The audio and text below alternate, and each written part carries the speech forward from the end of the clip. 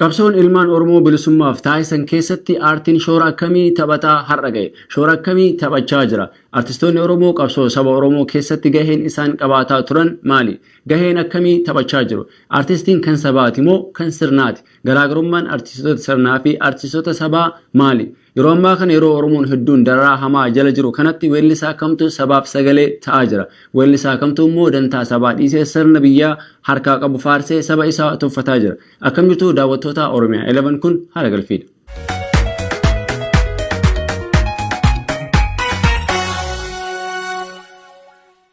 Uummanni Oromoo erga sirna gita bittaa mootiiwwan kaabaan duraan isaa kufee sirni ittiin bulmaata isaa cabee eenyummaa fi aadaan isaa sarbame kaasee gaaf tokko rafee bulee hin beeku. Sirna kana ofirraa qolachuuf karaa hedduun qabsaa ture. Isaan keessaa tokko karaa qabsoo hidhannooti. Qabsoo hidhannoo karaa kaabaa, kibbaa, bahaa, dhihaa fi giddugaleessan karaa qindaa'ee fi hin qindaa'iniin diina ofirraa ittisaa eenyummaa isaa dagaagsaa ture.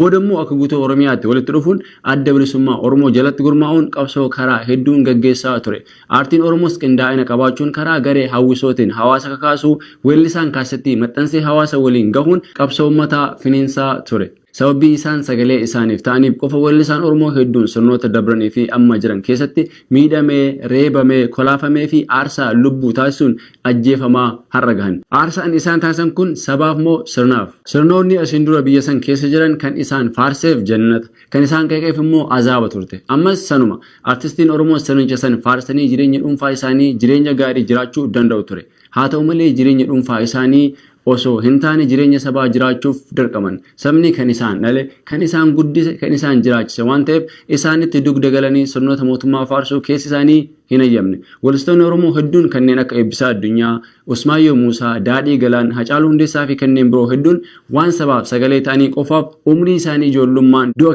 keessummeessuudhaaf dirqaman. Kanaafuu garaagarummaan weellisaa sirnaa fi weellisaa sabaa maalidha? Weellisaan sabaa kan gaafa sabni rakkate wajji rakkatu. Kan gaafa sabni miidhame wajjiin miidhamu. Kan gaafa mootummaa dhufaa darbaa osoo hin taane kan hawaasa hunda yeroo wajji jiraatuuf sagalee ta'udha. Weellisaan sirnaa immoo kan sabaa dhimma isaa miti. Hamma feete du'aa jiraatus abbaan fedhe mana hidhaatti dararamus bu'aa yeroo kan dhumuu danda'uuf jecha mootummaa guyyaan inni kufu hin beekamne faarsa. Isaan kun har'a eenyu faadha? Sababbiin isaan mootummaa deeggaraa jiraniif maali? Moo tarii mootummaan karaa sirrii irra osoo jiru hawaasni hubachuu dadhabe. Baroota dhiyoo mootummaa wayyaanee fi PP ammaa keessatti kan saba isaaniif sagalee ta'an lakkoofsaan hedduudha. Kan ayyaana laallatanis yeroo ammaa kana lakkoofsaan dabalaa jiru. Ji'oota muraasa dura kan mootummaa Abiyyiif sirbaa turan muraasa. Amma immoo lakkoofsaan baay'atanii jiru. Raayyaan akkuma humni isaanii hir'ataa deemuun PPnis jalatti hamlee horuuf sirbaan jara jajjabeessuuf of jajjabeessuuf weellistoota hedduu gaafachaa turan. Hedduun isaanii didanis muraasni isaan dhagahanii jiru. Jalqaba irratti kan harka baasee tole jedhe maashoodha. Raayyaan dhufee misoomaan juuntaa dhabamsiise. Raayyaan dhufee misoomaan hattuu dhabamsiise. Hin qoqorru lafee jooma qabu dhiise. Hin qoqorru lafee jooma qabu dhiise. Juntichi garuu hin dhabamne. Maashoon garuu waan fuutu ittiin fuutee jirti. Maashoo kan dogongorsiise Abiyyi Ahmed. Isatu juntaa dhabamsiifne jechaa ture. Malee maashoon tasuma lafaa kaatee raayyaan juntaa dhabamsiise hin jenne. Akkasitti immoo hin dhaabbanne. Abiddi maashoon qabsiifte iddoo hedduu wal gahe. Itti aansee Leencoo Abdishakuuris raayyaa ittisa biyyaaf sirba baase.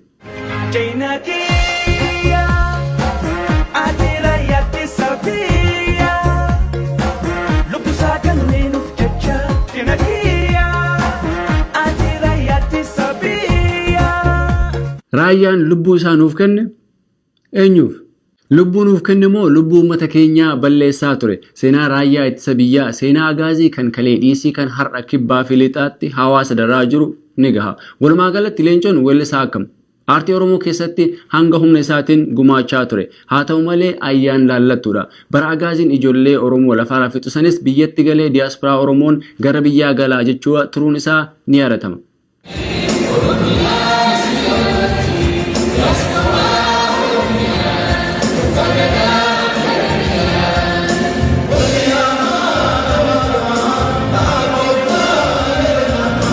Inni kun bara 2015 bara Muktaar Kadir pirezidaantii turedha. Isuma kana walqabatee leencoo fi kanneen biroof sirbi tokko sirbamee fi ture. Nuuf hin gallee dubbiin artistoota, nuuf hin gallee dubbiin diiyaasporaa jechuudhaan Jaafar itti muddee ture. Nuuf hin gallee dubbiin bara kanaa, nuuf hin gallee. Nuuf hin gallee dubbiin artistoota, nuuf hin gallee. Nuuf hin gallee dubbiin diiyaasporaa kun nuuf hin gallee. Sirba kana keessatti Jaafar sirriitti itti himee ture. Sirni Muktaar Kadir ni kufe. Haa ta'u malee weellisaa hedduu fi leencoonis irraa hin barre. Kan hedduu nama bohaarsu immoo sirba lammaffaa leencoon raayyaadhaaf baase. Kontiraat akkamii akka jara wajji qabu hin beekne. Leencoon osoo weellistoonni biroo sirba sagaleenuu hin fixin inni sirba lama gadi bifa viidiyoodhaan gadi lakkisee jira.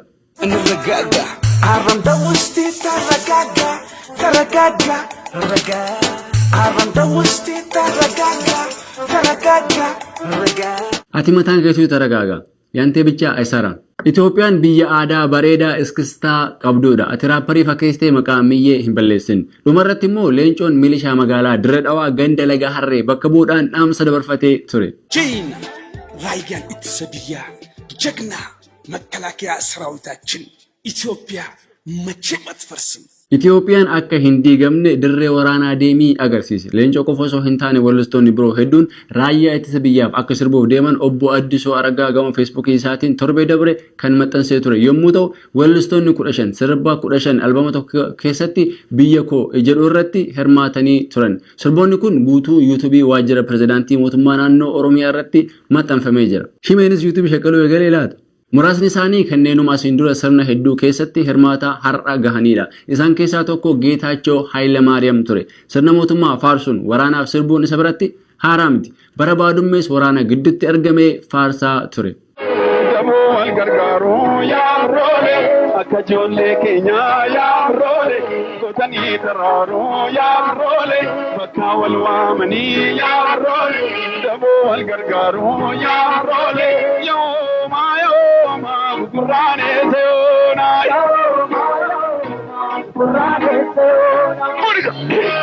Gaafsan sirna mallastu ture. Innis ni kufe. Har'as deebi'ee PP'dhaaf sirba baasee jira.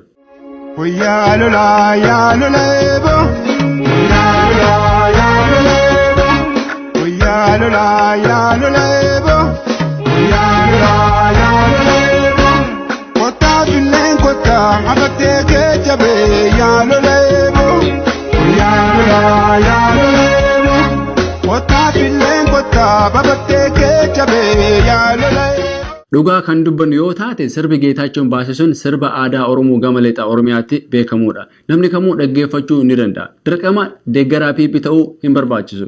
Sirba uummataa sirbee maallaqa kaffalamuu fi qabu fudhatee biraa kute. Kuni gama tokkoon qaroomina. Waa'ee mootummaa irratti maallaqa fudhachuun walqabatee Jawaar waa dubbatee ture.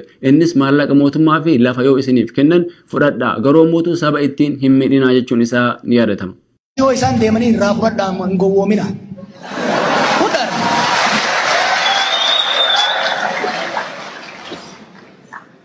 Gibira isin irraa guurame birriin isaan deemanii gibira isin irraa guurame ka maqaa keessaniin faranji irraa ergifame ka maqaa keessaniin araba irraa sadaqaan dhufe waan takka waan ofii hojjette hin qabdu hin kijibdi yoo ganzabaan isinitti deeman fudhaa irraa sirritti yoo lafa isinii kennan illee fudhaa irraa hin diina. Lafa eessabbaa isiitii bitte tolaa fi gammachuurraa irraa fudhatte kanuma abbaa keetii fudhu irraa. Garuu ganzabaa jette maallaqaa jette Oromoo irra dhara hojjannaan Oromiyaa irra dhara hojjannaan nuumaas hin goonu. Rabbiin Oromoo garuu dhiqqeessitti kaasa sitti ma. Isa qofa miti. Obbo Baqqalaa Garbaas isa kana irratti ilaalcha wal fakkaataa akka qabu walgahii galma Barkumeetti saame irratti dubbatanii turan. Maallaqaan illee kan isin bituu barbaadan jiraachuu ni danda'u. Maallaqicha fudhadhaa kiisii kadhadhaati garuu sagalee keessan immoo uummata keessaniif kennaa. Maallaqi suni eessaayyuu hin dhufne abbaa keessan irraa qotee bulaa isa ofiisaatii waan nyaatu dhabe garuu gabaa baasee isaanii kennu irraati dhufe fudhadhaa waan argattan. Dubbiin maallaqa fudhachuu miti raayyaa uummata keenya fixaa ture ammas fixaa jiruuf sirbuudha malee maallaqa saniin osoo sirba bareedaa viyuu miliyoona galu ittiin dalagatanii bareeda ture sirbitoonni albama sana keessa hin seenin kan raayyaa Abiyyiif sirban hedduudha isaan keessaa tokko Abbush Zallaqaati. Abbush weellisaa cimaa aadaa fi duudhaa Oromoo guddiseedha keessattuu kan godinoota akka Booranaa Gujii fi Gabraa beeksisuu irratti shoora guddaa nama taphateedha. Nama dandeettii walaloo fi yeedaloos qabuudha. Garuu innis kan isa miidhe haala qilleensaa wajji deemuudha. Jalqaba albama afaan Amaariffaan hojjete.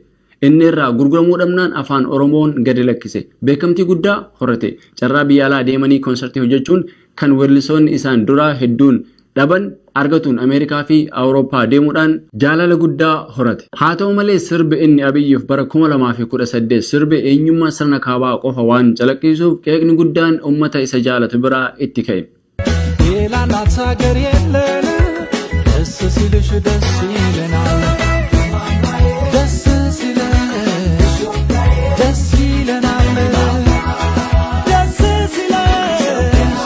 Innis komii hawaasaa dhaga'uu dhiisee Oromoo keessaa bahuun kaasette biroo afaan Amaaraan maxxansiise. Sirna ammaa jiru kanaafis hedduu akka dhimmamu biyya Itoophiyaa akka jaalatu kufaatii isii arguu akka hin feene bifa boohichaan ibsatee ture. ኢትዮጵያ በክብር እንድትኖር ተከባብረን እንድንኖር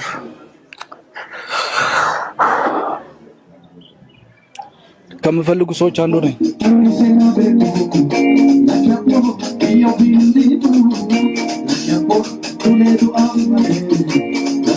Abushiyee ilma dhiiraa taatee boohuu osoo hin taane waraanatti dabalamtee tokkummaa biyyaa eegsisuu ni dandeetta.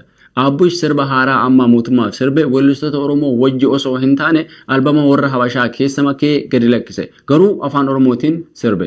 Biyya koo Itoophiyaa findula hindula deebi'u duubatti harmi koo Itoophiyaa findula hindula deebi'u duubatti osoo lubbuun jiru osoo jiikoo argu hindiigamtu. Raayyaan ittisa biyyaa machee matfarsim. Biyya koo Itoophiyaaf nan duula. Afaaniin jechuu osoo hin taane qaamaan dhaqxee raayyaatti dabalamuu ni dandeessa. Yookiin immoo akkuma Geetaachoo Hayilamaariyaamis taatu dhaqxee viidiyoo waraabbattee deebi'uu dandeetta. Dhaqii viidiyoo waraabbadhu suuraa jara wajji ka'ii deebi'i siif cabuu danda'a. Weellisaan dhugumaan sabaaf quuqamuu kan dantaa sabaa hin laanne kunoo akka Abrahaam Gabramadiin kana bosona seenee qaamaan hirmaata. Weellisaan kun beekamaa saba Tigireeti. Sirba kan ittiin eegale sirba Alii Birraa ta'uun isaa dubbachuun ni yaadatama.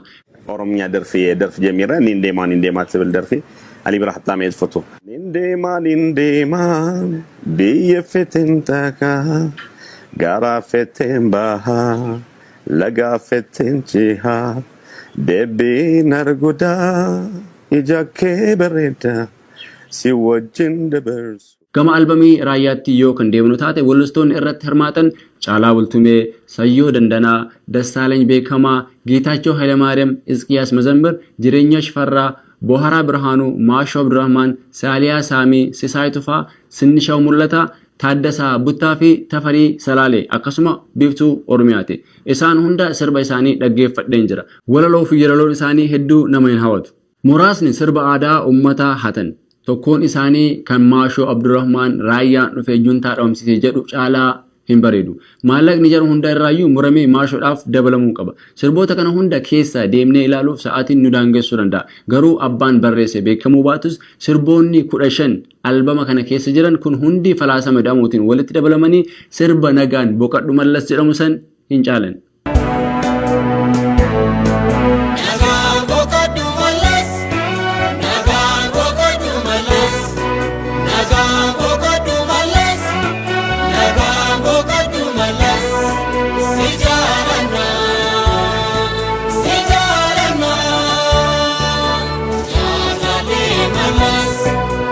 Hedduun isaanii dirqiidhaan waan sirban fakkaatu. Gammachuun sagalee isaanii irraa hin dhagamu. Sirba muduree Itoophiyaa jedhuun kan sirba immoo Dassaalany Beekamaati. Waltajjii PP hedduu irratti mul'atus sagantaa jaraa hedduu irratti hirmaatus hamma kana keessa bahee sirba akkanaa ni baasa jedhee namni tilmaame muraasa. Wareega malmaa isheetiin ijaaramti bu'uura tolchee. Itoophiyaan yeroo keenyatti diigamtu ulolaa fiigamtu of dhamaas ofuma qaaliidhatinu biyyaa koo surururu waan siin gurguru. Itoophiyaa dullatti waggaa 3,000 isaan jedhan kana akka daa'imaatti sossobanii ishururuu jechuun kufaatii irraa waan hambisu hin fakkaatu. Inni biroo immoo Sayyoo Dandanaati. Innis sirba chaw juntaa jedhu gaafa raayyaan Maqalee qabate sirbee ture.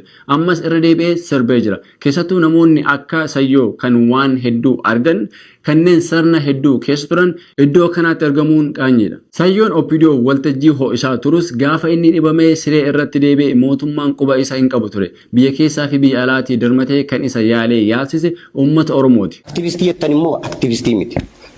Aarti bishqiidha. Saba gara laafessa kana waggaa muraasa keessatti dagatanii deebi'anii arrabsuun nama gaddisiisa. Inni haaraa miti wantuma keessa ture. Kan namoota hedduu raaje immoo weellistoota lafaa dhufaa jiran kan yeroo muraasa keessatti jaalala uummata biraa horatan kanneen akka Sinishaw Mul'ataa, Izqiyaas Mazammirii fi Jireenyaa Shifarraa fa'aadha. Sinishaw Mul'ataa weellisaa sirba tokko qofa hojjetee jaalala guddaa hawaasa biraa horate. Ittiinis badhaafame. Sirba Hacaaluu Hundeessaa Jirra Jirra jedhus isatu barreesse. Amma immoo akkas jedhee sirbaa jira.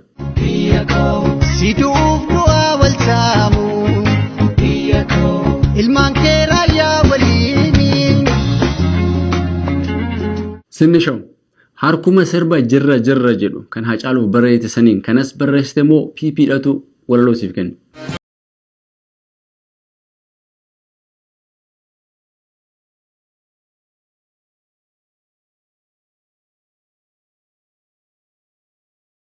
Hedduu ulfaata. Izqiyaas Mazammir weellisaa sagalee kiilolee qabu sirba Oromiyaaf sirbuun kan beekamu yeroo ammaa kana innis akka jechuudhaan raayyaa faarsaa jira.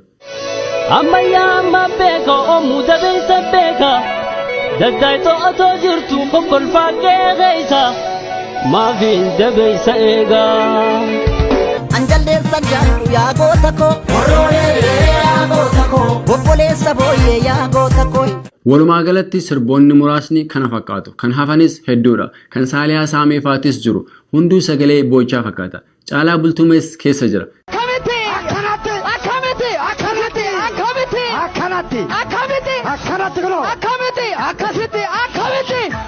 Qabiyyeen isaas kanuma raayyaati. Isa kanaan kan kaafneef weellistoota irratti olola oofuudhaaf miti. Jalas xiqqeessuuf miti. Hawaasni kan isaan komatuuf waan isaan jaallatuuf. Aartiin saba malee hin tolu.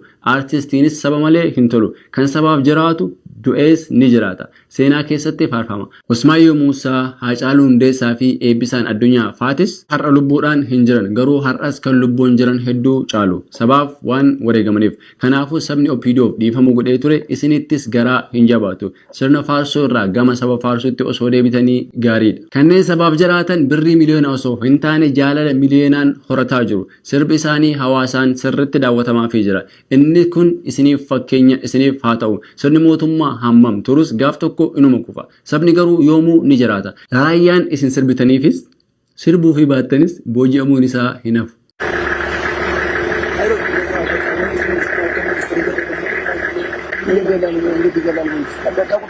ይቆረጣለሁ እያሉ ልጆች ይዘው የነበሩት ሁለቱ ምንም አይችሉት ትንሽ ነበሩና ለባካችሁ መንግስት ነው እዛ ተኙና ያስገብቻቸዋለሁ ብለው ወጥተው Garuu osoo sagantaa kana keessaa hin bahin sirba Abdul kana isin affeerra ittiin bohaara.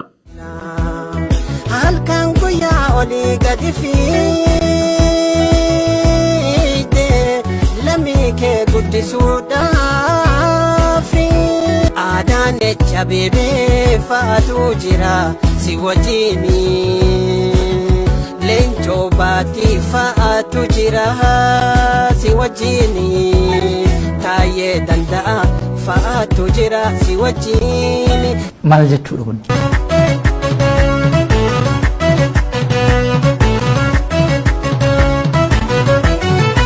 Itoophiyaa hageree hageree hageree. ምንድን ነው እሱ? ዓላማ አለው ማለት ነው።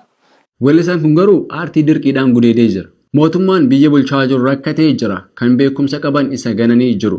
Kan akkanaafaa waltajjii irratti baasanii ofitti kofalsiisaa jiru. Bara baroota caalu. Bara baroota caalu. uumamni wal kabajaa sagalee isaa fudhatee uumama wal kabajaa yeroo biiftuun dammaqxu irriba isheetii kaatee yandoo ijarraa haqxee duumessa jalaa baate. Birraan keessummaa ta'ee yeroo birraan keessummaa ta'ee yeroon birraa ta'ee dhufu keessummaan birraa ta'ee yeroo ayyaanaan dhufu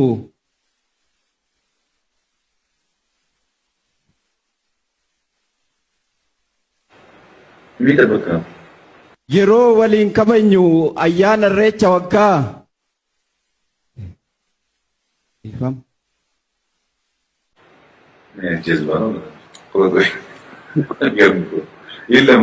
Abboo waaqni lataa qananii uume amaanya faroo uume akkasuma mootuu ximqataa kumarraa uume waltajjii san irraa si haa balleessu jechuudhaaf abaarsa taati. Kan har'aaf qabanne kanuma sagantaa biroon torbee dhufu walitti deebina. Egaan daawwattoota Oromiyaa 11 daawwachaa kan turtan hara galfii ture sagantaa kanarratti yeroo qabaattan karaa toora Feesbuukii, Instagiraamii, Tiwiitarii fi Yuutuubii akkasumas karaa toora iimeelii keenya info@oromia11.org nu biraan ga'uu hin dagatinaa isiniin jenna. Hamma torbanitti nama torbanii nu haa taasisu jecha qopheessuudhaan kan isin wajjin ture ani Abdiidha. Yeroo gaarii qabaadhaa.